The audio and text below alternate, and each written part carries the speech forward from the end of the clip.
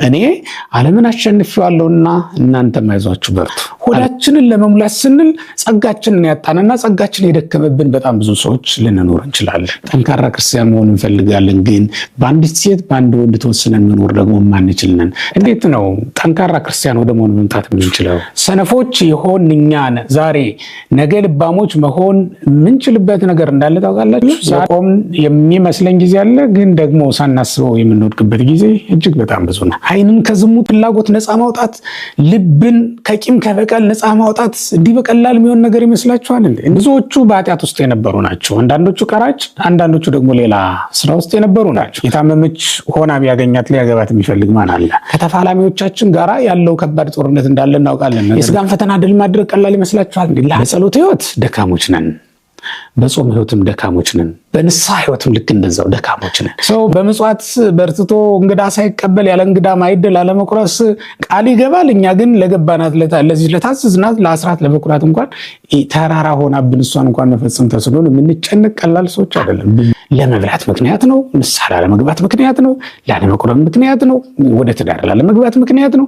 ለሁሉም ነገር ምክንያት እንሰጣለን እንጂ ወርቅና ብርን የሚይዝ ሰው ወርቅና ብርን የሚወድ ሰው እግዚአብሔርን የሚያገልገል የሚቻለው ይመስላችኋል? ይሄ በፊታችሁ ላይ ያስቀምጣችሁ እኮ ብትመለከቱ ድንጋይ ነው። በነፃ በተቀበልነው ዓለም ውስጥ ሆኖ ካልከፈልን በቀር መኖር አልችልም ብሎ ማሰብን ምን አመጣው? ገንዘብ በምድራዊ ህይወት ውስጥ የሚሰራውን ጥቅም የለውም እያልኳችሁ ግን አይደል። እኛ ቤታችንን እያሳመርን እንሰራለን፣ ኑሯችንን እናመቻቻለን።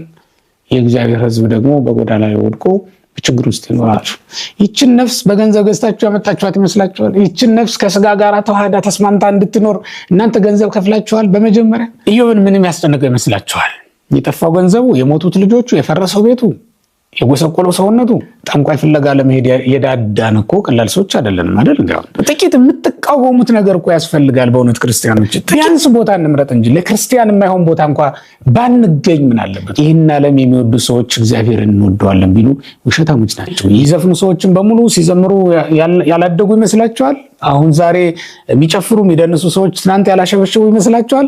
አሁን ዛሬ በዝሙት ዓለም ውስጥ የሚኖሩ ሰዎች ትናንት ያልቆረቡ ትናንት ያልተቀደሱ ይመስላችኋል? እንደዚያ እኮ አይደለም። ሰው ሚስቱን እንኳን መሸከም ያቅተዋል። ይርበኛል፣ ይጠማኛል፣ ውበት ያንሰኛል፣ ፊቴ ይጠወልግብኛል፣ ሰውነት ያመድ ይሆንብኛል እያል የምንጨነቅ ነው የምንሆነው። ጠንካራ ክርስቲያን መሆን ፈልጋለሁ፣ ግን ያቅተኛል።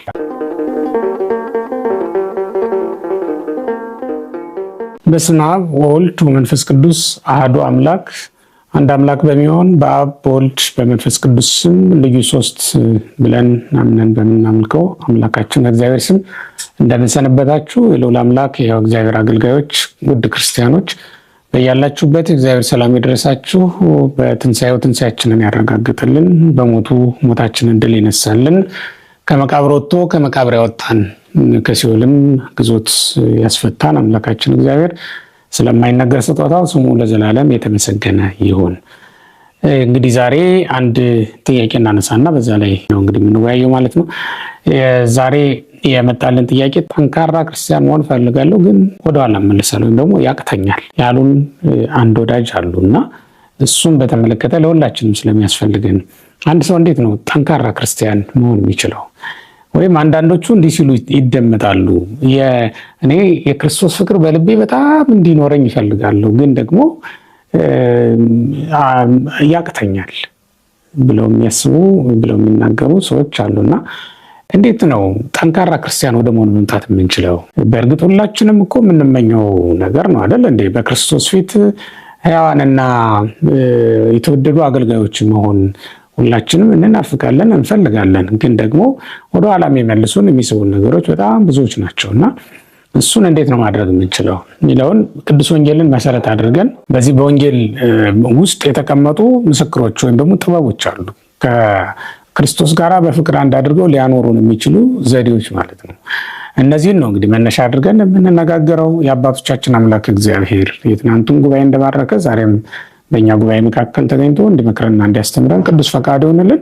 በያላችሁበት ቆዩን፣ እንቀጥላለን ማለት ነው። አንድ ክርስቲያን ጠንካራ ክርስቲያን ማለት እኮ ወገኖች እድሜ ዘመኑ በህይወት ዘመኑ ሁሉ በእግዚአብሔር ቤት መኖርን የመረጠ በህይወት ዘመኑ ሁሉ ደግሞ በእግዚአብሔር ቤት መኖር የተሳካለት የተዋጣለት ከዛም ወደ እግዚአብሔር መንግስት ገብቶ መኖር እስኪችል ድረስ ስልጣን ያለው ማለት እኮ ነው አንድ ጠንካራ ክርስቲያን ብለን የምንጠራው።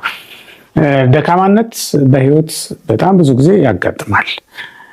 ኃያሉ ሶምሶን ድል ሲነሳ አይተነዋልና ከኃያልነት ቀጥሎ ደካማነት ሊመጣ እንደሚችል በፍጡራን ዘንድ እናውቃለን በደንብ።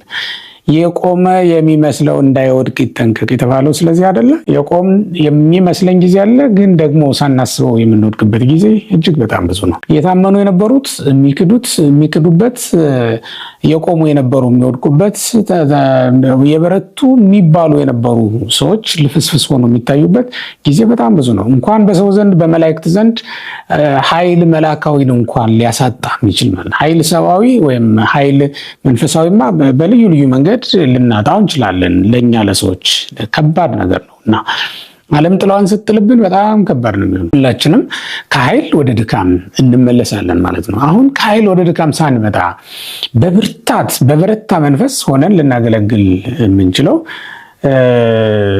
እንዴት ባለ መንገድ ብንሄድ ነው የሚለውን ነገር ነው። አምላካችን መድኃኒታችን ኢየሱስ ክርስቶስ ሐዋርያትን ሲጠራቸው በመጀመሪያ ብርቱዎችን እየመረጠ አይደለም የጠራው። ልብ በሉ ውድ ክርስቲያኖች፣ ብዙዎቹ በኃጢአት ውስጥ የነበሩ ናቸው። አንዳንዶቹ ቀራጭ፣ አንዳንዶቹ ደግሞ ሌላ ስራ ውስጥ የነበሩ ናቸው። እንደውም ከሐዋርያት መካከል አንዱ ምን ብሎታል? ከበለስ ዛፍ በታች አየሁህ ነው ያለው። በዮሐንስ ወንጌል ምዕራፍ 1 ላይ እንመለከተዋለን። እዚያ ቦታ ላይ ይህንን ሰው እንደዚህ ብሎ የተናገረው ለምንድን ነው ከተባለ በለስ የተባለችው ኃጢአት ናት ይላሉ ሊቃውንቱ። ኃጢአት እንደ በለስ ቅጠል የሰፈነችብህ ሆና አይሃለሁ አለው ነው የሚል ተብሎ ነው የተፈታው።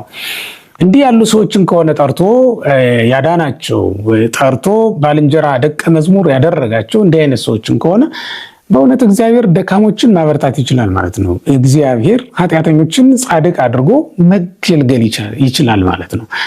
እግዚአብሔር ጻድቅ ሰው ኖሮ ያ ጻድቅ ሰው መጥቶ እንዲያገለግለው የሚፈልግ አምላክ አይደለም። እኛ ነን በዚህ ምድር ላይ ሰዎች ለትዳር ሲተጫጩ ሲፈላለጉ የሚሉት ነገር አለ አይደል እንዴ? የሚፈልጉት ነገር አለ። የታመመች ሆና ቢያገኛት ሊያገባት የሚፈልግ ማን አለ? እንኳን ያቀርቶ ድህነቷ ውበቷ እያልን እንቀጥል የለ እንዴ? እንደዚህ አይነት ነገሮችን ሁሉ ሰውን ከሰው ጋር የማያገናኙ ሆኖ እናገኛቸዋለን። ግን ሰውንና እግዚአብሔርን ሊያገናኙ አብረው ሊያኖሩ የሚችሉ ነገሮችን ደግሞ ስትመለከታቸው ደካማነት አይደለም ሰውን ከእግዚአብሔር ሊለየው የሚችለው በብዙ ደካሞች ላይ አድሮ እግዚአብሔር ስራ ሲሰራ ስለተመለከተ ነው። በብዙ ኃያላን ላይ ያልሰራውን ማለት ነው። ለዛውም ልብ በሉ እግዚአብሔር ጳውሎስን ከምን እንዳመጣው እናውቃለን። ሰዎችን ያሳደደ የነበረውን ሰው ነው መልሶ አገልጋይ አድርጎ የሾሙ በቤቱ ላይ ማለት ነው። ሰዎቹ እስኪገርማቸውና እስኪጠራጠሩ ድረስ ይሄማ አውቆ ነው ብለው ሊያታልለን ነው ብለው እስኪጠራጠሩት ድረስ አጥምቆ ተብሎ የታዘዘው ሐናንያ እንኳን ብሎ ነው የተናገረው። የሐዋርያት ሥራ ምዕራፍ 9 ላይ ስንመለከት ሐናንያን መንፈስ ቅዱስ በራእይ ይመጣል ወደ አንተ ብሎ ሲነግረው ይሄ ሰው እኮ ክርስቲያኖችን የሚያሳድድ በአንተ የሚያምኑትን ሁሉ እንደሚያሳድድ እኔ አውቃለሁ ሰምቻለሁ ብሎ ነው የመለሰው ለእግዚአብሔር። በእርግጥም ያ ሰው ታሪኩ እንደዚያ ስለነበረ ነው። እንዲህ አይነት ታሪክ የነበራቸውን ሰዎች አምጥቶ ጠንካራ ክርስቲያን ካደረጋቸው እግዚአብሔር በእውነት ደካሞች ሆይ ኃያላን የምንሆንበት ጥበብ በዚህ መጽሐፍ ውስጥ እንዳለ ታውቃላችሁ። ሰነፎች የሆን እኛን ዛሬ ነገ ልባሞች መሆን የምንችልበት ነገር እንዳለ ታውቃላችሁ። ዛሬ ለዚህ ዓለም ጥበበኞች የምንመስል ወንጌል ስለምንሰብክ አንድምታውን ስለምናመሰጠር ጥበበኞች የሆን የምንመስል በጣም ብዙ ሰዎች ልንሆን እንችላለን። ግን በእግዚአብሔር ዘንድ ሞኞች ወይም ደግሞ ሰነፎች የሆን ልንሆን እንችላለን። ያንን ስንፍና ርቆ ያንን ከንቱ ነገር ከኛ አስወግዶ እግዚአብሔር ከጠቢባን እንዳንዱ አድርጎ ሊቀበለን የሚችልበትን ጥበብ እዚህ መጽሐፍ ላይ እናገኘዋለን። ሐዋርያት በምንድን ነው የበረቱት? በምንድን ነው የጎለመሱት? ደካማ በምን ይበረታል? ሰነፍስ በምን ይለብማል? ወይም በምን ጥበበኛ ይሆናል? የማያስተውል ሰው ሰነፍ ሰው በምንድን ነው ማስተዋልን ገንዘብ ሊያደርጋት የሚችለው የሚለውን ነገር ነው መመልከት ያለብን።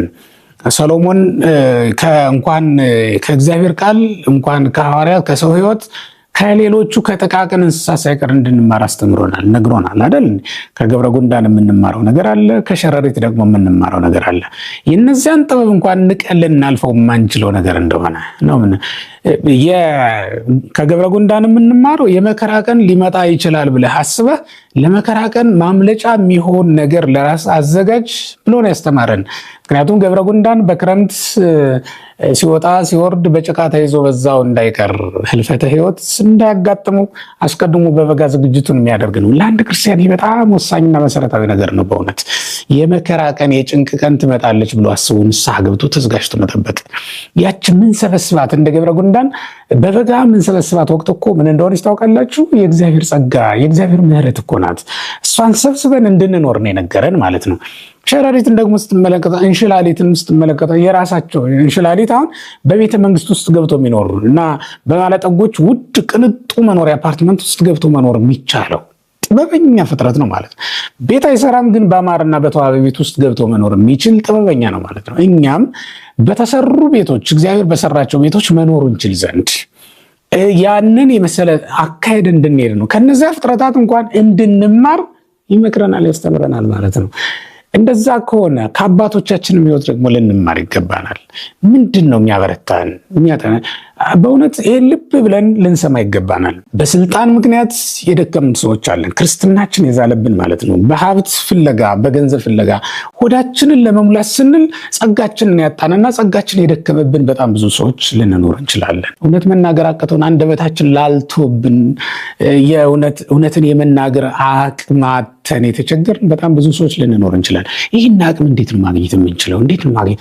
እንኳን በባልንጀራ ፊት በንጉስ ፊት ሳይቀር እውነት መናገር የቻሉ ሰዎች ነው። እኛ በባልንጀሮቻችን ፊት እኮ ነው እውነት መናገር ያቃተን። ሰው በሚስቱ ፊት እውነት መናገር ያቅተዋል። ሰው በባሉ ፊት እንዴት ሴት ልጅ በባሏ ፊት እንዴት እውነት መናገር ያቅታታል? ባሏ እንዴት ትፈራለች? በእግዚአብሔር ፊት አይደለም፣ በትላልቅ ሰዎች ፊት አይደለም፣ አብረውን በሚኖሩ በባልንጀሮቻችን ፊት ሳይቀር እውነትን መናገር የተሳነን ሰዎች ሆነን እንታያለን። እውነተኛውን ሕይወታችን ማሳየት ማንፈልግ ልፍስፍሶች ሆነናል ማለት ነው። እንደዚህ ከሆን ይሄንን ድካም አርቀን ወደ እውነተኛው ጥበብ መምጣት የምንችለው ምን ብናደርግ ነው? በእውነት እውነተኛ ኑሮ እውነተኛ ክርስትና ሊኖረን የሚችለው እንዴት ብናደርግ ነው ትሉኝ እንደሆነ የእግዚአብሔር ቤተሰቦች ከዚህ ቀጥሎ የምላቸውን ነገሮች በሚገባ እንድትከታተሉ ይፈልጋሉ። ሐዋርያት በምንድን ነው ነፃ ያወጡት? ከዚህ ሁሉ ሸክም ከዚህ ሁሉ ድካም ነፃ ወጥተው በርትተው መንፈሳቸው ጠንካራ ሆኖ ይህን ዓለም ድል መንሳት የቻሉት በምንድን ነው? አዎ ዓለም ከባድ ነው፣ ጦርነት አለው። ክርስትና ምንጊዜም ቢሆን ያለ ጦርነት ሊቀጥል የሚችል ነገር አይደለም። እኛ በባልንጀሮቻችን ፊት እኮ ነው እውነት መናገር ያቃተን። ሰው በሚስቱ ፊት እውነት መናገር ያቅተዋል። ሰው በባሉ ፊት እንዴት ሴት ልጅ በባሏ ፊት እንዴት እውነት መናገር ያቅታታል? ባሏ እንዴት ከተፋላሚዎቻችን ጋር ያለው ከባድ ጦርነት እንዳለ እናውቃለን። ነገር ግን የምንዋጋው ክርስቶስን ለብሰን ነው እና ድል እንደምንነሳ እናምናለን። እንደዛ ብለን ነው አምነን ወደን የገባንበት። ክርስቶስስ ቢሆን ጦርነት የሌለው ሕይወት ነው ግቡ ያለ ይመስላችኋል? እንደዚህ አላለም። እንዲያውም እንዲህ ነው ያለው። የዮሐንስ ወንጌል ምዕራፍ 16 ቁጥር 33 ላይ ስንመለከት ምን አላቸው? ደቀ መዛሙርቱን ጽኑ እስመ አነ ሞይክዎ ለዓለም፣ እኔ ዓለምን አሸንፌዋለሁና እናንተም አይዟችሁ በርቱ አላቸው ይላል። ምን ማለቱ ነው? ዓለምን እኔ ድል እንደነሳሁት እናንተም ድል ትነሱታላችሁ። ዓለምን ድል መንሳት ቀላል ይመስላችኋል እንዴ? የስጋን ፈተና ድል ማድረግ ቀላል ይመስላችኋል እንዴ? ለአንድ መንፈሳዊ ሰው ነፃ የወጣች ነፍስ እንድትኖረው መሆን ቀላል ነገር ይመስላችኋል? አንደበትን ከሐሰት ነፃ ማውጣት፣ ዓይንን ከዝሙት ፍላጎት ነፃ ማውጣት፣ ልብን ከቂም ከበቀል ነፃ ማውጣት እንዲህ በቀላል የሚሆን ነገር ይመስላችኋል እንዴ? እንዲህ በቀላል የሚመጣ ጉዳይ አይደለም። እስከ ደም ጠብታ ድረስ ትጋደሉ ዘንድ አላችሁ ነው የተባለው። እስከ ደም ጠብታ ድረስ የሚያደርስ ዋጋ መክፈልን ሊጠይቅ ይችል ይሆናል። ምናልባትም መሞት ቢያስፈልገን እንኳን ለነፍሳችን ነፃነት ስንል እስከ ሞት ድረስ ልንዋጋ ልንጋደል የምንችል ይሆናል። ቢያስፈልግ እንኳን ያን ሁሉ ፈተና ያን ሁሉ መከራ በእግዚአብሔር ኃይል እንደምንችለው አምነን ከገባንበት እንደምንችል እርግጠኞች ሆነን መቀጠልን። ግን እንዴት ነው ጥንካሬን ማግኘት የምንችለው? በጸሎት ሕይወት ደካሞች ነን። በጾም ሕይወትም ደካሞች ነን። በንስሐ ሕይወትም ልክ እንደዛው ደካሞች ነን። ምክንያት ፈላጊዎች ነን። እንዲያው በቃ ለመብላት ምክንያት ነው፣ ንስሐ ላለመግባት ምክንያት ነው፣ ላለመቁረብ ምክንያት ነው፣ ወደ ትዳር ላለመግባት ምክንያት ነው። ለሁሉም ነገር ምክንያት እንሰጣለን እንጂ ጠንካራ ሆነን የገባንበት አንዳችም ነገር የለንም እስካሁን ድረስ። ለመጽዋዕት ሕይወታችን ለአስራት ሕይወታችን እንኳን ታማኞች አይደለንም እኮ በጣም ይህን ያክል ደካሞች ሆነናል። ሰው በመጽዋዕት በርትቶ እንግዳ ሳይቀበል ያለ እንግዳ ማዕድ ላለመቁረስ ቃል ይገባል። እኛ ግን ለገባናት ለዚህ ለታዘዝናት ለአስራት ለበኩራት እንኳን ተራራ ሆናብን እሷን እንኳን መፈጸም ተስኖን የምንጨነቅ ቀላል ሰዎች አይደለም። ብዙዎች ነን፣ እንኖራለን። እኔን ጨምሮ በጣም ብዙዎች በምግባር ደካሞች ነን። ግን እንዴት ነው መበርታት የምንችለው? እንደሆነ ምንድን ያደከመንስ? መጀመሪያ ያደከማችሁን ነገር ስታውቁ ነው መበርታት የምትችሉት? ምንድነው ሊያደክም የሚችለው? ሰውን ሊያደክም የሚችለውን ነገር አምላካችን መድኃኒታችን ኢየሱስ ክርስቶስ ለደቀ መዛሙርቱ ነግሯቸዋል። አስቀድሞ እንዲህ ነው ያላቸው፣ ወርቅና ብር አትያዙ። የማቴዎስ ወንጌል ምዕራፍ 10ን ስትመለከቱት በተለይ ከቁጥር 5 ጀምራችሁ ያለውን ስትመለከቱት ደቀ መዛሙርቱን ሊያደክማቸው ሊያዝላቸው የሚችለውን ነገር በሙሉ አስረድቶ ነግሯቸዋል። ያንን እንዲተው ነው አስቀድሞ የነገራቸው። ያንን ትእዛዝ ሹመቱን ሰጠና ከዚያ በኋላ ወርቅና ብር አትያዙ፣ እንዲህ አታድርጉ ብሎ ሊሄዱበት የሚገባውን መንገድ ነግሮ፣ ሊይዙት የሚገባውን ነግሮ፣ ሊጥሉት የሚገባውን ነገር ደግሞ እንዲጥሉ አዞነ። ክርስትና ወገኖች ልንጥለው የሚገባውን ነገር መጣል ካልቻል ከባድ ነው የሚሆንብን። ክርስትና ከባድ፣ ወንጌል ከባድ እየሆነችብን ነው የምትመጣው። የክርስትና መንገድ የክርስትና ህይወት አስጨናቂ እየሆነብን ነው የምንመጣውና እለት እለት ስለምንጨነቅ ቃሉን ከመስማት ሁሉ ወደኋላ እንላለን። እንደውም ጉባኤ ሁሉ ላለመሄድ ቃል እግዚአብሔር ላለመስማት ሁሉ ልንወስን እንችላለን ማለት ነው። ጭንቅ ይሆንብናል፣ ነገሮች ሁሉ ጭንቅ ይሆንብናል። ወርቅና ብርን የሚይዝ ሰው፣ ወርቅና ብርን የሚወድ ሰው እግዚአብሔርን የሚያገልግል የሚቻለው ይመስላችኋል? በፍጹም ሊሆን አይችልም። ምክንያቱም ይሄ ሰው ዓለምን እጅግ ይወዳታልና። ከወርቅና ከብር ጋር አስማምታችሁ ልታኖሩት የምትችሉት የክርስቶስ ፍቅር በፍጹም የለም። ለዚህ አይደል እንዴ አምላካችን ኢየሱስ ክርስቶስ ለገንዘብና ለእግዚአብሔር መገዛት አትችሉም ብሎ የነገራቸው እኮ ከዚህ የተነሳ ነው። ስለዚህ ሁላችንም ብንሆን ልንጥለው የሚገባን ነገር መጣን። ያንን ሰው ከእግዚአብሔር ጉባኤ ለየው ምን ይመስላችኋል? ያንን ሰው በከባድ ሐዘን ውስጥ የጣለው ምን ይመስላችኋል? ይሄ በማቴዎስ ወንጌል ምዕራፍ 19 ቁጥር 22 ላይ የተጠቀሰውን ሰው ያ ሰው አዘነ አይደል የተባለው? እስመ ብዙ ጥሪቱ ምን ሆኖ ነው ያዘነው? ገንዘቡ ብዙ ነበርና፣ ሀብቱ ብዙ ነበርና እጅግ አዘነ ነው የተባለው። ተመልከቱ። ያንን ሰው ሐዘን ውስጥ የጣለው ሐዘን ውስጥ የጨመረው የነበረው ገንዘብ ነው። አየው ባለጸግነት ምን ያህል ከእግዚአብሔር ጉባኤ እንደሚለይ፣ አየው ገንዘብ መውደድ ምን ያህል ከእግዚአብሔር አንድነት እንደሚለይ፣ ምን ያህል ሐዘንተኛ እንደሚያደርግ ተመለከቱ። ስለ ዓለም ማዘን ይጀምራል፣ ስለ ኑሮ ማሰብ መጨነቅ ይጀምራል ማለት ነው። ይሄ አንዱ ደካማ የሚያደርግ ክርስትናችንን ልፍስፍስ የሚያደርግብን አንዱ ይሄ ነው። አየው ማስቀደስ እንኳን ያቃተን ለዚህ እኮ ነው። በወርቅና በብር በገንዘብ ብዛት ካልሆነ በስተቀር ሰው በሌላ በህይወት መኖር አይችልም ብሎ የሚያምን ክርስቲያን ይፈጠራል ማለት ነው። በወርቅና በብር የሚመካ ስላለው መኖር የሚችል መስሎ የሚታየው ከሆነ አንድ ክርስቲያን በእግዚአብሔር ጸጋ ማመን ካቆመ፣ በእግዚአብሔር ጸጋ መኖር ይቻላል ብሎ ካላሰበ ክርስትናው እንዴት ሊጠነክርለት ይችላል? በፍጹም።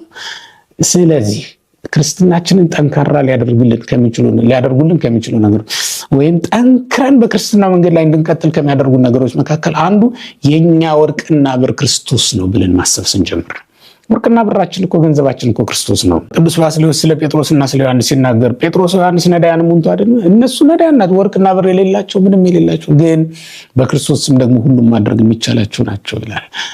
ስለዚህ ወርቅና ብር ከሚገዛላቸው በላይ በክርስቶስ የሚያገኙት ነገር እጅግ በጣም ታላቅ ነገር ነው ማለት ነው። ይህንን ነው የነገራቸው ለደቀ መዛሙርቱ። ይህን ያልያዘ ሰው እንዴት ሊበረታ ይችላል? እንዴት ኃይለኛ ሆኖ መቀጠል ይችላል? ኃይል ከእግዚአብሔር ዘንድ የሚሰጥ ነገር አይደል እንዴ? ኃይል ከሰማይ የሚሰጥ ነገር የሚሰጥ ጸጋ አይደል እንዴ? እና ጠንካራ ክርስቲያን መሆን ካማራችሁ መጠንከር የሚቻለው ከወርቅና ከብር ይልቅ እግዚአብሔር ማስቀደም ስንችል ነው። አዎ ወርቅና ብር የወሰዱብን የቀሙንን ሰዎች መቀየሙን ስናቆም፣ በወርቅና በብር ምክንያት ከባልንጀሮቻችን ጋር ፊት መዟዟሩን ስናቆም፣ በወርቃችንና በብራችን ምክንያት እሱን ለማሳደድ እሱን ፍለጋ ሄደን እግዚአብሔርን ሳንረሳ የቀረን እንደሆነ፣ አሁን ገንዘብ ማሳደድ ላይ ያሉ ሰዎች እግዚአብሔርን ለመፈለግ ጊዜ የላቸውም። ስለዚህ እግዚአብሔርም ይተዋቸዋል ማለት ነው። ያን ጊዜ ቀስ በቀስ እየሞቱ ይሄዳሉ ማለት ነው። ቀስ በቀስ አይምሮ እየተለያቸው ነው የሚሄደው። በነገራችን ላይ ወርቅና ብርን ፍለጋ የሚሄድ ሰው እውቀትም የማይኖሩት ነገሮች ምን እንደሆነ ታውቃላችሁ? አንደኛው እውቀት ነው፣ እየሸሸው የሚሄደው እውቀት እየሸሸው ነው የሚሄደው፣ ስንፍና እየተከተለው ነው የሚሄደው ማለት ነው። ሁለተኛው ደግሞ መንፈሳዊ ሕይወት ነው፣ እየተለየው መንፈሳዊ ሕይወቱ እየጎደለበት ነው የሚሄደው ማለት። ገንዘቡ እየተከማቸለት ይሄዳል፣ ግን ደግሞ መንፈሳዊ ሕይወቱ እየጎደለበት ይሄዳል። እንደዛ ሲሆን ምን ይፈጠራል? ባገኘው ገንዘብ እርካታ ያጣበት በድን ነው። ይሄ በፊታችሁ ላይ ያስቀምጣችሁ እኮ ብትመለከቱ ድንጋይ ነው፣ ሌላ ነገር የለውም። ከብረት የተሰራ ወይም ከመዳብ ከወርቅ እንኳን ቢሰራ ያው ሊናገር የማይችል ድንጋይ ነው። መልክ ያለው ድንጋይ ማለት እኮ ነው። ከወርቅም ቢሰራ መልክ ያለው ድንጋይ ማለት ነው። ቢረባችሁ ምግብ አድርጋችሁ አትመገቡት፣ ቢጨንቃችሁ አትጽናኑበት፣ እባክህ አውራኝ ብላችሁ እንኳን ብታናገሩት ሊያናገራችሁ የማይችል ተራ ነገር እኮ ነው። ብትታመሙ አይፈውሳችሁ። አሁን በዓለም ሁሉ ነገር ያላቸው ግን በገንዘባቸው መዳንን ማግኘት የተሳናቸው ሰዎች አይታችሁ አታውቁም? አያችሁ?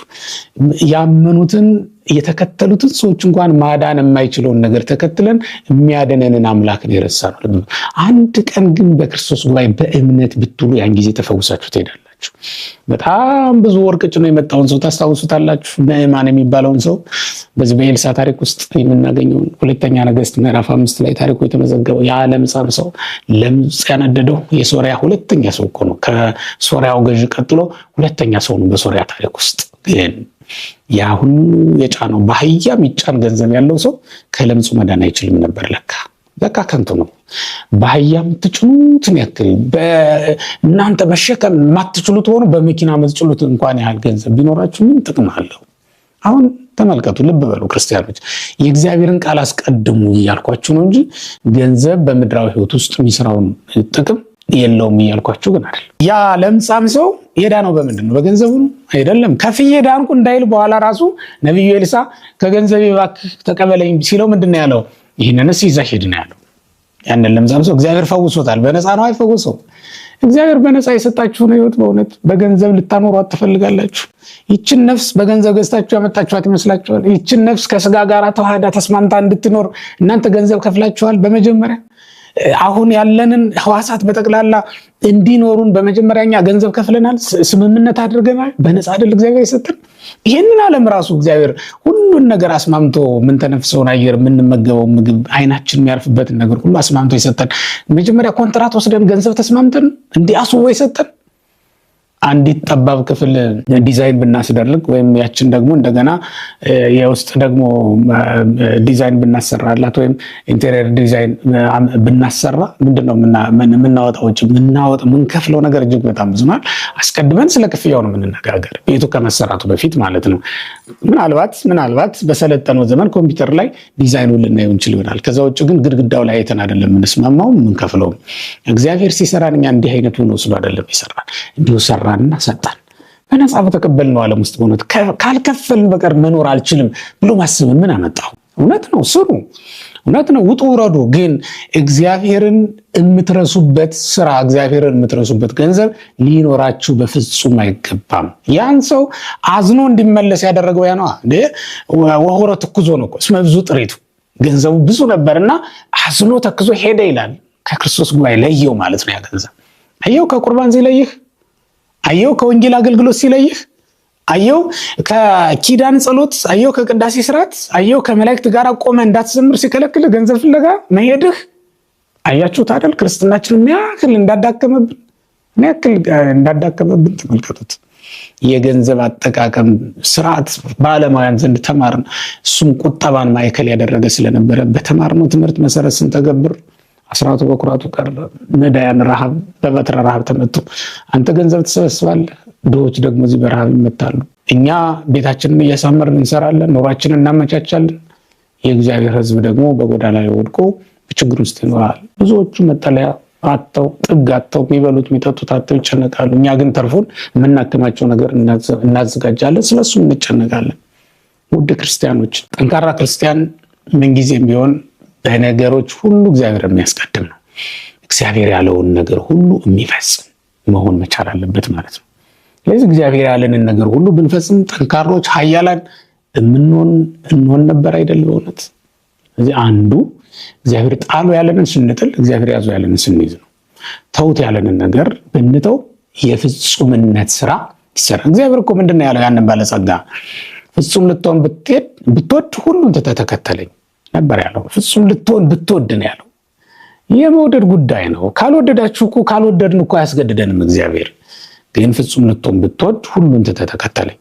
እኔ እውነት ለመናገር አንድ ምዕመን በዓለም ሲኖር ያለውን ገንዘብ ሁሉ ሽጦ ለነዳያን ሰጥቶ ይሄድ ማለት አይደለም። ያለው ነገር ሁሉ ከእግዚአብሔር እንደተቀበለውና ያለ እግዚአብሔር ፈቃድ ምንም ሊጠቀምበት እንደማይችል ግን ማሰብ አለበት። ያለ እግዚአብሔር ፈቃድ ምንም አሁን በእውነት በብዙ ሀብት የተከበቡ ሰዎች በሆነች ቅጽበት በሆነች አጋጣሚ ደዌ መቷቸው፣ በሆነች አጋጣሚ የእግዚአብሔር ጣት ወድቃባቸው መቅሰፍት መጥቶባቸው ያን ሁሉ ገንዘብ ማዘዝ የማይችሉበት እኮ ሁኔታ ሊፈጠር ይችላል። በቅጽበት ማለት ያን ሁሉ ነገር ሊጠቀሙ የማይችሉበት ደረጃ ላይ ሊደርሱ ይችላሉ ማለት ነው። ይሄ ከእግዚአብሔር ዘንድ ሲሆኑ፣ ስለዚህ ያለ እግዚአብሔር ፈቃድ ምንም ማግኘት አልቻልንም፣ ያለ እግዚአብሔር ፈቃድም አንጠቀምበትም። እግዚአብሔር ልውሰደው ካለ ይውሰደው፣ እግዚአብሔር ይኖር ካለ ደግሞ ከኔ ጋር ይኖራል ብሎ ማሰብ። ኢዮብን ምን ያስጨንቀው ይመስላችኋል? የጠፋው ገንዘቡ ኢዮብን ምንም ያስጨንቀው ይመስላችኋል? የጠፋው ገንዘቡ፣ የሞቱት ልጆቹ፣ የፈረሰው ቤቱ፣ የጎሰቆለው ሰውነቱ እንደዛ አልነበረም። እርግጥ ነው ቁስል ነውና ይበላዋል። በዚህ ምክንያት ያዝናል፣ ያለቅሳል፣ ከእግዚአብሔርም ጋር ይነጋገራል። ያ ሁሉ ከእግዚአብሔር አንድነት ግን አልለየውም። እግዚአብሔር ቢወድ ከዚህም የበለጠ ነገር ሊሰጥ እንደሚችል ያምናል። እግዚአብሔር ቢወድ ደግሞ ከዚህም የበለጠ መከራ ማምጣት እንደሚችልም ያምናል። አንዲት ሕይወት ቀርታው እያለ፣ አንዲት ነፍስ ብቻ ቀርታው እያለ በኢዮብ አንደበት እርግማን ከቶውኑ አልታየበትም። በኢዮብ ሕይወት ክፉ ነገር በፍጹም አልተገኘበትም። ይሄ ከምን የመጣ ይመስላችኋል? ይሄ ጥንካሬ፣ ይሄ መንፈሳዊነት፣ ይሄ ኃይል፣ ይሄ ጉልበት፣ በዚያ ሁሉ ፈተና አለመናወጥ ከምን የመጣ ይመስላችኋል? አሁን ይሄ ሁሉ ፈተና በላያችን ላይ ሲገለባበት እኮ የብዙዎቻችን እምነት ሸርሽሮታል። ጠንቋይ ፍለጋ ለመሄድ የዳዳን እኮ ቀላል ሰዎች አይደለንም አይደል? እንዲያውም ምክንያቱም ጎረቤቶቻችን በአስማት በሟርት እንዲህ እንዳደረጉን ስላሰብን እኛም የተሻለ ጠንቋይ ፍለጋ ሄድን። ደግሞ የተሻለ ጠንቋይ ብታመጡ ነገ የተሻለ ጠንቋይ ፍለጋ ሄዳሉ እኮ እነሱ። የተሻለ ጠንቋይ ዘንድ ሄዳችሁ ሌላ ድግምት ብታመጡ ለዚያ ሰው የተሻለ ገንዘብ ሲከፍሉት እኮ ጦሩን ወደ እናንተ ሊያዞረው ይችላል። ይህን አታውቁም እንዴ? እግዚአብሔር አለ አይደለ? ከዛ ሁሉ በላይ በገንዘብ የማይገዛው እግዚአብሔር አለ አይደል? በእውነት ከዛ ሁሉ ፊት አይቶ የማያዳለው እግዚአብሔር አለ አይደል? በእውነት ከዚህ ሁሉ ነገር ዘመን የማይሽረው ኃያል ባለጸጋ፣ ሁልጊዜ በኃይል በብርታት የሚኖር አምላክ እሱ አለን አይደል እንዴ? ስለዚህ ክርስቲያኖች የሚያስጨንቀን ነገር የገንዘባችን መጥፋት፣ የገንዘባችን መኖር አይደለም መሆን ያለበት። ከጠፋው ይልቅ ያለው ገንዘባችን የሚያስጨንቀውን እኮ በጣም ብዙ ሰው በዚህ ምክንያት እንደውም ጸሎት እየጸለይን እንኳን ልባችን ወደ ሌላ ምንዝር ብሎ የሚሄድበት በጣም ብዙ አጋጣሚዎች ነው ያሉት። ስለዚህ እግዚአብሔር ቤተሰቦች ጠንካራ ክርስትና እንዲህ ዝም ብሎ የሚመጣ ነገር አይደለም። ጣሉ የተባለውን ስንጥል፣ ያዙ የተባለውን ደግሞ ስንይዝ ነው ሊመጣ የሚችለው። አየው በድህነት ውስጥ ያለውን ባለጠግነት ነው እንዲለማመዱት ያደረጋቸው ሐዋርያትን። ያ ባለጸግነት ለካ ትልቅ ነገር ነበረ። በሚሄዱበት ቦታ ሁሉ ምንም ነገር እንደማያሳጣቸው እግዚአብሔር ቃል ገብቶላቸዋል። ከሰማይም እንኳን ቢሆን አውርዶ ሊመግብ የሚችል አምላክ እኮ ነው። ይሄን ጣል ያለ አታምንም? ይሄን ኤልያስን ትቶታል እግዚአብሔር። ከኤልዛቤል ፊት ሽሽ ባለው ጊዜ ምግብ ሳያዘጋጅለት እንዲሁ በምድረ በዳ እንዲሞት ዝም ብሎ የተወው ይመስላችኋል? እግዚአብሔር ያለውን የሚፈጽም ማንኛውም ሰው ከየትም እንኳን ቢሆን አምጥቶ እግዚአብሔር ሳይመግብ ይውላል ተብሎ በፍጹም አይታሰብም። መጽሐፍ ቅዱስ እንደዚያ አይልማ። እስኪ ተመልከቱት ኤልያስን። ቁራ እኮ ነው ስጋ እያመጣ ያበላው። ቁራ ለራሱ ሲያድን ይውላል እንጂ ሰው ይመግባል? በእውነት እንዲህም ያደርጋል እግዚአብሔር፣ እንዲህም ይደረጋል። ሆኖም እንወጣለን፣ እንወርዳለን፣ ገንዘብ እናገኛለን በምድር ላይ። ምክንያቱም መጽሐፍም ይፈቅድልናል ይሄን በአመፅ እንዳንሰበስብ እና ከእግዚአብሔር አስፈልጠን እንዳንወድ እንዳንከተል ይነግረናል፣ ያዘናል እንጂ ቅዱስ መጽሐፍ ገንዘብ አይኖራችሁ አይደለም የተባልነው። ግን እንዲኖረን የታዘዝነው ገንዘብ እንደዚያ ሰው ሐዘን ውስጥ የሚጥል የሚከት የሚጨምር መሆን የለበትም የሚለውን በዋናነት ልንይዝ ይገባናል ማለት ነው። ሌላውና ሁለተኛው ምክንያት ደግሞ ጥቂት ፍሬ ሲኖርብን ረድኤተ እግዚአብሔርንም ስለምናገኝ ነው። ጥቂት ስራዎችን እንስራ። ከዛ በኋላ እግዚአብሔር ያችን ምክንያት አድርጎ ሲረዳንና የሚያበረታን መንፈስ ሲልክልን እንመለከተዋለን። መድኃኒታችን ኢየሱስ ክርስቶስ ተንበርክኮ በጸለየ ጊዜ ይላል ቅዱስ ሉቃስ በጻፈው በ22ኛው ምዕራፍ ላይ ተንበርክኮ በጸለየ ጊዜ የሚያበረታው መልአክ መጣለት አይደለም የሚለው። ለሚጸልዩ ሰዎች የሚያበረታ መልአክ ይላካል ማለት እኮ ነው። የሚያግዛቸው መልአክ እግዚአብሔር ይልክላቸዋል። በእውነት ለምንኖር ለኛ በእውነት ብንኖር እግዚአብሔር መልአኩን ልኮ ያበረታናል። ለዚህ እንደማሳያ ያችን በሉቃስ ወንጌል ምዕራፍ 13 ቁጥር 6 ላይ የተቀመጠችውን ወይን ተመልከቷት። የወይን ስፍራ ነበር ወይም ደግሞ የበለስ ስፍራ ነበረ። እዛ ላይ የተተከለች የወይን ተክል ነበረች። ፍሬ ይገኝባታል ተብሎ የተፈለገባት እና የተንከባከባት ነው የነበረችው። ቅጠል ስለነበራት ስርም ስለሰደደች ስላደገችም ይንከባከባት ነበረ። ግን ፍሬ ለ3 ዓመት ያክል ሳታስገኝ ነው የቀረችው ይላል። በመጨረሻ ምንድነው የወሰነው ውሳኔ? እንከሰግዝማ ከእንግዲህ ወዲህ ቆርጣት አላት የሚል ነበር ማለት ነው።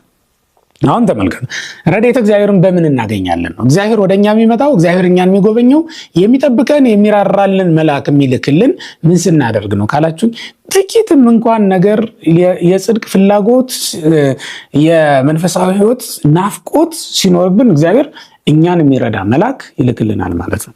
ከዛ ምን እያደረግን በጸሎት ሕይወትም በጾም ሕይወትም በሌላውም ነገር እየበረታን መሄድ የምንችልበት እድል አለ ማለት ነው። አለበለዚያ ግን እግዚአብሔር ይተወናል። ያም የሚተወን ተቆርጠን እስክንወድቅ ድረስ ማለት ነው። ተመልከቱ፣ ቅጠል ስላለባት በማቴዎስ 21 ላይ ያለችውን እኮ በለስ አምላካችን መድኃኒታችን ኢየሱስ ክርስቶስ ፍሬ ያገኝባታለሁ ብሎ ሄዶ ነበር አይደለም የሚለው። ፍሬ ስላልተገኝባት ነው መጨረሻ ላይ ደርቃ ወድቃ እንድትቀር የፈረደባት፣ ፍሬ ስላልተገኝባት ነው። ቢያንስ ቅጠላችን እንኳን ክርስቲያን መስለን መታየታችን በራሱ ለክርስትና የሚገባ ስፍራ ላይ ቆመን መታየታችን በራሱ እግዚአብሔር ወደኛ እንዲመጣ ያደርገዋል። ያን ጊዜ ነው ኃይል አግኝተን መዓዛውን አሽተተን ኃይል አግኝተን መስራት የምንችለው ያን ጊዜ ነው። በአባ ሳሙኤል ዘዋልድባ ገድል ላይ አባ ሳሙኤል ብዙ ስግደት ከመስገዳቸው የተነሳ ዝለው ዝልፍልፍ ብለው መሬት ላይ ወደቁ ይላል።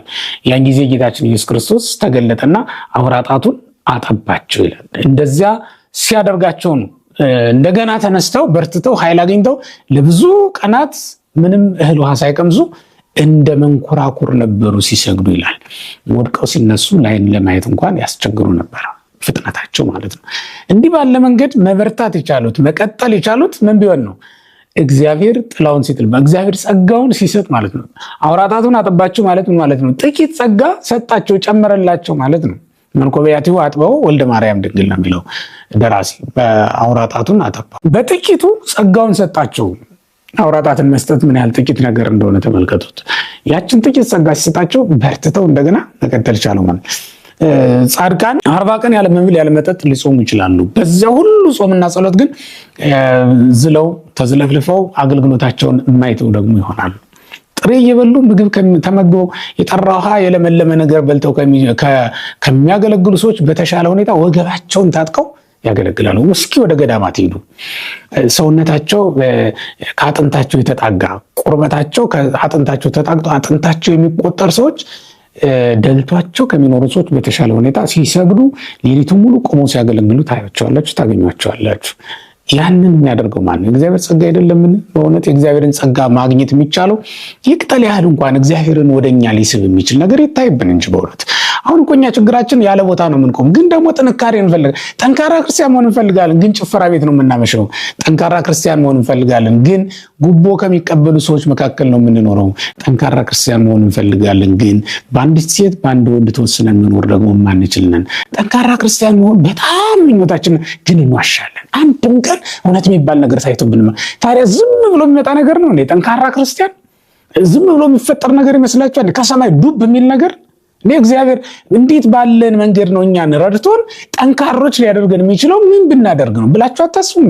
ጥቂት ተጋድሎ እኮ ያስፈልጋል። ጥቂት የምትቃወሙት ነገር እኮ ያስፈልጋል። በእውነት ክርስቲያኖች ጥቂት የምንቃወመው ነገር ቢያንስ ቦታ እንምረጥ እንጂ ለክርስቲያን የማይሆን ቦታ እንኳን ባንገኝ ምን አለበት? ቢያንስ ጥቂት ኃጢአቶችን እንኳን እንቃወም እንጂ በእውነት ክርስቲያኖች ቢያንስ ራቁትነትን እንኳን እንቃወም እንጂ ራቁትን ካለመሄድ እንኳን መታቀብ ያልቻልን እኛ በእውነት እንዴት ብለን ነው ጠንካራ ክርስቲያኖች መሆን? እንዴት ብለን ጽድቅን ለብሰን መሄድ የምንችለው? ልብስ እንኳን መልበስ ያቃተን እንዴት ብለን ነው ጽድቅን መልበስ የምንችለው? ከሰው ጋር እንኳን መኖር ያቃተን እንዴት ብለን ነው ከክርስቶስ ጋር መኖር የምንችለው? በክርስትና ቦታዎች በአምልኮ ስፍራዎች ጥቂት ጊዜ እንኳን ተረጋግተን መቀመጥ ያልቻልን እኛ እንዴት ብለን ነው የመንግስቱ ዜጎች የሰማያዊት መንግስት ርስት ተካፋዮች መሆን የምንችለው? እንዴት ብለን ነው? በጣም እኮ ነው የሚሰቀጥጠን በአምልኮ ስፍራዎች ላይ ጥቂት ጊዜ መቆየት። እዚያ ካፌ ላይ ተቀምጠን ረጅም ጊዜ የምናሳልፍ ሰዎች የአምልኮ ስፍራዎች ላይ ግን አንድ አቡነ ዘበሰማያት ለመድገም በጣም ረጅም ይሆንብናል። እየተጓዝን አይደለም የምንጨርሰው። ብዙዎቻችን ጸሎትን እየተጓዝን እኮ ነው የምንጨርሰው። ጉባኤ ተጀምሮ እስኪያልቅማ የሚቆዩ በጣም ጥቂቶች ናቸው። በምን አቅማችን ያንን ማናደርገዋለን? ዝም ብሎ ከሰማይ የሚመጣ ይመስላችኋል? ጥቂት ተጋድሎ በጣም አስፈላጊ ነው። ክርስቲያኖች ጥቂት ተጋድሎ እንኳን ተጋደሉ እንጂ ቢያንስ ሐሰትን ተቃውሟት፣ ቢያንስ ገንዘብን ተጸየፉት፣ ቢያንስ ራቁትነትን ተውት። እሺ ዝሙትን መቋቋም አቅቷችሁ ሊሆን ይችላል። ቢያንስ የዝሙት ምልክቶችን ከእናንተ አርቁ። የማይገባ ጌጥን ከእናንተ አርቁ። በማይገባ ጌጥ አታጊጡ። ቢያንስ ዝሙትን መቋቋም እንኳን ቢከብዳችሁ ለዝሙት የሚያጋልጡ ስፍራዎች እንኳን አትሂዱ። በእውነት ለዝሙት የሚያነሳሱ ምግቦችን ከመብላት እንኳን ተከልከሉ። ሰውነታችሁን ከዝሙት ኃጢአት ሊያርቅላችሁ የሚችል ጾምና ጸሎትን እንኳን ውደዷት። በእውነት ክርስቲያኖች እኛ እንዲሁ ዝም ብለን ያለ ተጋድሎ እንዲሁ ዝም ብሎ ሊመጣ እንደው አንዳንድ ሰዎች ሀብታም መሆን ነው የሚፈልጉት እንጂ እንዴት ሀብታም መሆን እንደሚቻል ሲነግሯቸው ደግሞ ወደኋላ የሚያፈገፍጉ ሰዎች አሉ። አሁንም እኛ በጣም ብዙ ጠንካራ ክርስቲያን መሆን ነው የሚፈልገው። ብዙ ሰው በክርስቶስ ፍቅር ውስጥ መኖር ነው የሚፈልገው። ግን ክርስቶስን ለመውደድ እኮ ገንዘብ መጥላት ያስፈልጋል። ክርስቶስን ለመውደድ እኮ ይሄን ዓለም መጥላት ያስፈልጋል። ክርስቶስን ለመውደድ እኮ ራስህን ሳይቀር መናቅ ያስፈልጋል። የታለ ናቀው? ራስህን እያከበር ክርስቶስን ማክበር ይቻላል እንዴ? እንዴት ሆኖ ይቻላል? ፈቃደ ስጋህን እያስቀደምክ ክርስቶስን መውደድ ይቻላል እንዴ? እንዴት ሆኖ ይቻላል እንዴ? ስጋቸውን የሚወዱ የክርስቶስ ጠላቶች ናቸው፣ አትጠራጠሩ። ይህን ዓለም የሚወዱ ሰዎች የክርስቶስ ጠላቶች ናቸው። የመስቀሉ ጠላቶች ሆነው ይመላለሳሉ። በፍጹም ይህን ዓለም የሚወዱ ሰዎች እግዚአብሔርን እንወደዋለን ቢሉ ውሸታሞች ናቸው። ይሄ ሊሆን አይችልም። ክርስትና ሊጸና ሊጠነክር የሚችለው እኛ ጥቂትም እንኳን ቢሆን ተጋድሎ ማድረግ ስንችል ነው። ቢያንስ አይናችንን መመለስ እንዴት ያቅተናል? ቢያንስ ጆሮአችንን እንዳልሰማ ሆኖ ማለፍ እንዴት ያቅተናል? በእውነት ያችን እንኳን ያክል ለመጋደል ዝግጁዎች አይደለም። እንዲሁ ዝም ብለን ጠንካራ ክርስቲያን መሆን ብቻ ነው በአንድ ሌሊት መሆን የምንፈልገው። እንደዛ እኮ አይደለም፣ እንደዛ አይደለም። ይሄ ሌላው ጥበብ ነው በዚህ መጽሐፍ ውስጥ የምናገኘው ማለት ነው። አንድ ነገር ልጨምርላችሁና ልጨርስ። ያው ብዙ ነገሮች ማለት ይቻላል፣ ግን ካለኝ ጊዜ አንፃር አንድ ነገር ጨምሬላችሁ ይህን ትምህርት አጠናቅቀዋለሁ ማለት ነው። ምንድነው የምጨምርላችሁ? እስከ ሞት ድረስ መታመን ነው። ለገባችሁት ቃል ኪዳን እስከ ሞት ድረስ መታመን መቻል ጠንካሮች ያደርገናል። ኃይል ከእምነት ይፈልቃል። ውድ ክርስቲያኖች በዚህ ዓለም ላይ ከምንመገበው ምግብ ኃይል እናገኛለን ብለን ኃይል ሰጭ ምግብ እንላለን አይደል እንዴ? በክርስትና ደግሞ እንዲሁ ከመታመን እስከ ሞት ድረስ በሚያደርስ መታመን ውስጥ ለሚኖሩ ሰዎች ጥንካሬ ነው፣ ኃይልን ጽናትን ማግኘት ይቻላል ማለት ነው። ዳዊትን ምን አበረታው ትሉኝ እንደሆነ በሰልፍ መካከል ድልነሽ ምን አደረገው ትሉኝ እንደሆነ መታመኑ እኮ ነው። ልብ በሉ፣ ለገባው ለእግዚአብሔር ቃል የታመነ ሰው ነበረ። እግዚአብሔር በቀባው ሰው ላይ እጄን አላነሳም የሚል ቃል ነበረው እስከ መጨረሻው ድረስ። ሳኦልን እግዚአብሔር እስኪገለው ድረስ፣ ሳኦልን እግዚአብሔር ከምድር ላይ እስኪያነሳው ድረስ በሳኦል ላይ ዳዊት ለገባው ቃል ኪዳን ታማኝ ነበረ። እግዚአብሔር በቀባው ሰው ላይ አንዳችም ጊዜ እጁን አላነሳም። ያውም ምቹ ሁኔታዎች ያጋጠሙትም እንኳን ቢሆን ለዚያ የታመነ ነበረ። እስኪ ተመልከቱት፣ ዮሴፍን በንጽህና በቅድስና ጸንቶ እንዲኖር ያደረገው ምን ይመስላችኋል? ለገባው ቃል መታመኑ አይደል እንዴ? ለእግዚአብሔር ቃል የታመነ ነበር። በእግዚአብሔር ፊት ይህን ኃጢአት አላደርግም ብሎ ነው የገባው። እስከ ሞት ድረስ ለገባ ነው ቃል መታመን። በእውነት ባል ለሚስቱ ምን ያህል ታማኝ ነው? ሚስትም ለባሏ በገባችው ቃል መሰረት ምን ያህል ትታመንለታለች? እሱ ነው ዋናው የኃይላችን የጥንካሬያችን ምንጭ። እሱ እኮ ነው የእግዚአብሔር ቤተሰቦች ኃይላችን፣ ጽናታችን፣ ብርታታችን ሁሉ ከኛ ጋር ተጠብቆ ሊኖር የሚችለው በገባነው ቃል መሰረት ጸንተን መኖር ይቻላል እንደሆነ ማለት ነው። አለበለዚያማ ኃይል ከኛ ይወሰዳል እኮ። ቢኖረንም እንኳን መጀመሪያ ላይ ጠንካራ የነበሩ ክርስቲያኖች እኮ አሉ፣ እናውቃቸዋለን። ትናንትና በጣም ይጸየፉት የነበረውን ነገር ዛሬ ሲያደርጉ የምንመለከታቸው ቀላል አይደሉም። አሁን ዛሬ የሚዘፍኑ ሰዎችን በሙሉ ሲዘምሩ ያላደጉ ይመስላቸዋል። አሁን ዛሬ የሚጨፍሩ የሚደንሱ ሰዎች ትናንት ያላሸበሸቡ ይመስላቸዋል። አሁን ዛሬ በዝሙት ዓለም ውስጥ የሚኖሩ ሰዎች ትናንት ያልቆረቡ ትናንት ያልተቀደሱ ይመስላቸዋል። እንደዚያ እኮ አይደለም። እንደውም ከማስቀደስም አልፎ ይቀድሱ የነበሩ፣ ከመቁረብም አልፎ ያቆርቡ የነበሩ፣ ከመማርም አልፎ ያስተምሩ የነበሩ ዛሬ ግን በኑፋቄ የሚጠረጠሩ ቀላል ናቸው እንዴ? ከነበሩበት የተለዩ ኃይል ከሰው ይለያል ማለት ነው። ግን እስከ ሞት ድረስ ለሚታመኑ ሰዎች ኃይል ከነሱ ጋር መንፈሳዊ ብርታት ምንጊዜም ቢሆን ሊቀጥል የሚችለው ወገኖቼ በብርቱ ተጋድሎ ውስጥ ሆነን ለቃላችን ለገባነው ቃል ኪዳን መታመን ስንችል ብቻ ነው። አለበለዚያ ግን ከባድ ነው የሚሆነው። ሰው ሚስቱን እንኳን መሸከም ያቅተዋል።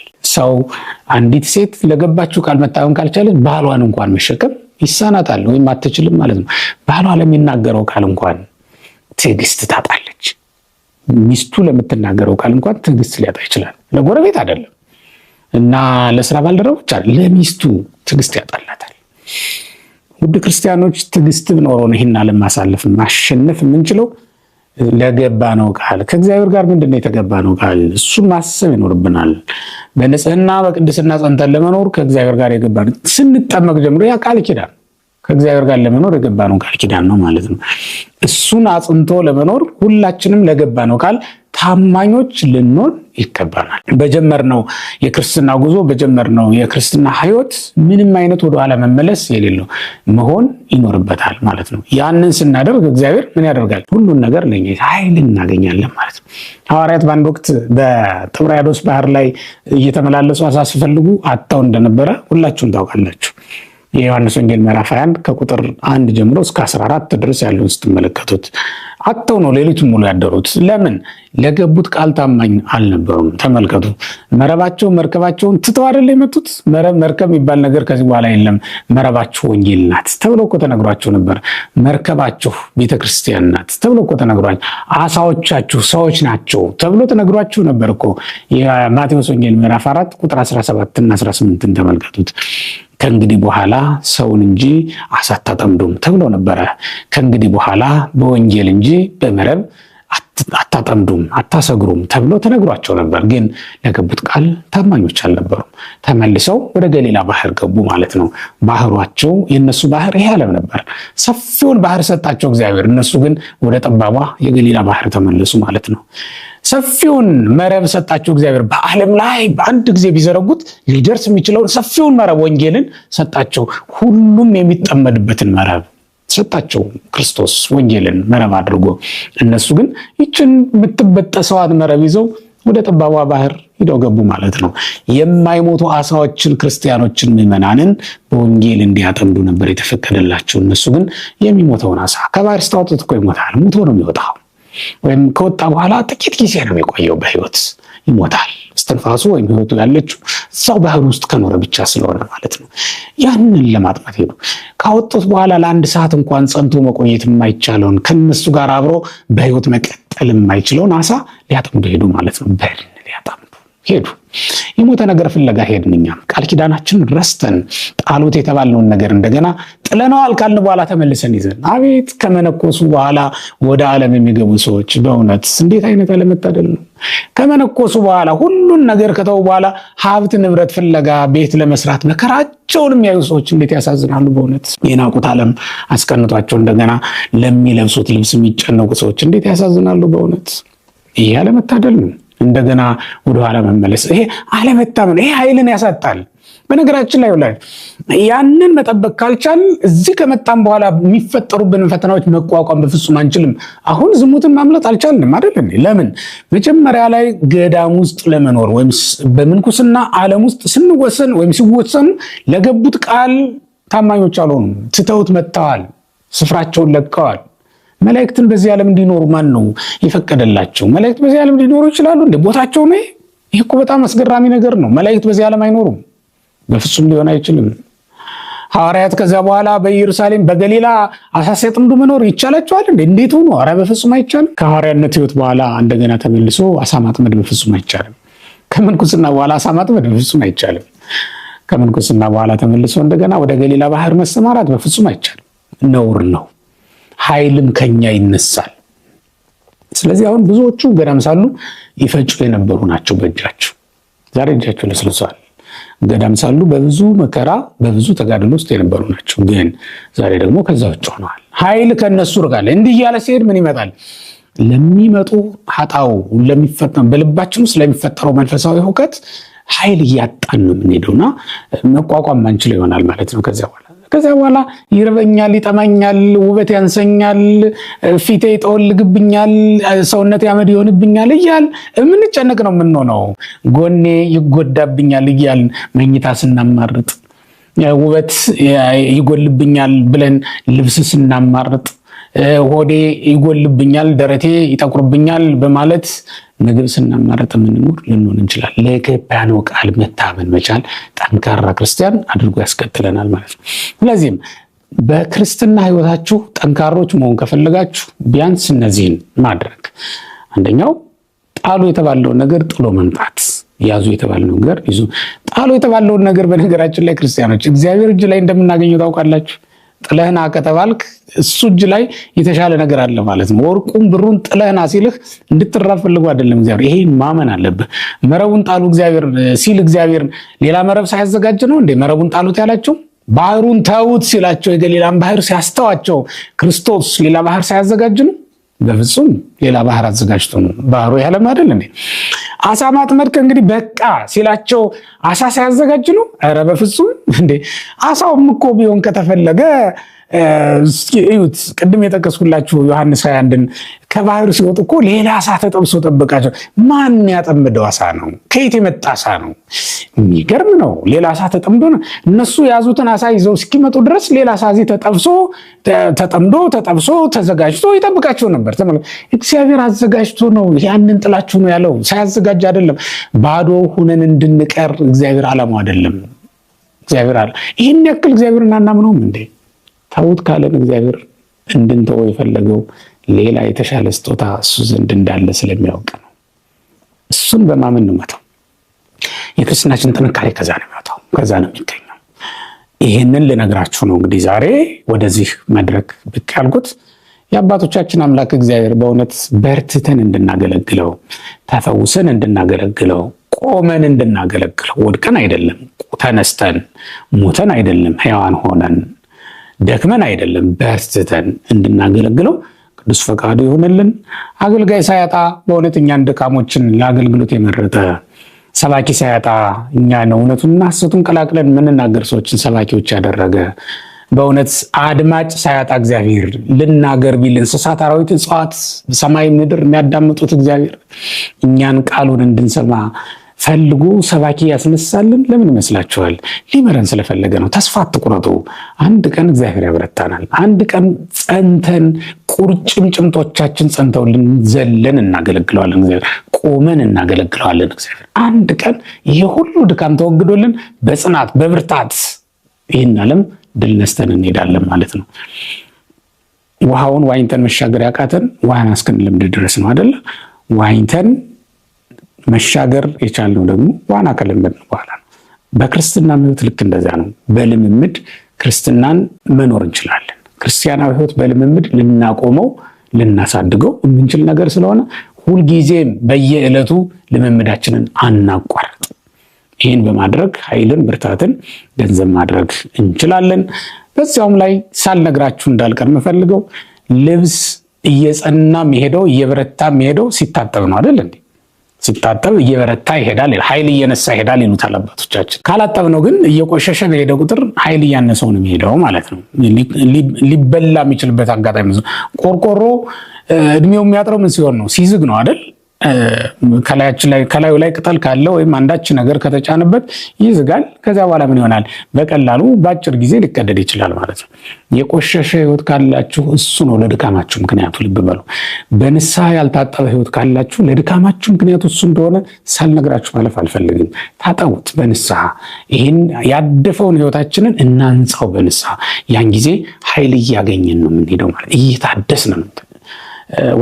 ወዘንተ ውስጥ ነሰቢሲ የተሄደስ ኩሉ አሚር አይደል? ዕለት ዕለት የሚታደስ ሰውነት ነው ያለን። እኛ በስጋ እያረጀን ነው የምንሄደው አይደል? የሰውነታችንን እርጅና መቀየር አንችልም። ፀጉራችን ነጭ ይሆናል፣ ፊታችን ይጨማደዳል፣ እንዲህ አይነት ነገር። ውስጣችን ግን እየጎለመሰ መሄድ ይችላል። ሁልጊዜ የተሄደስ ኩሉ አሚር፣ ሁልጊዜ ይታደሳል፣ አዲስ ይሆናል። ይህም በወንጌል ነው፣ ይህም በክርስትና ነው፣ ይህም በሃይማኖት ነው፣ ይህም በንስሐ ነው፣ ይህም በቁርባን ነው ማለት ነው።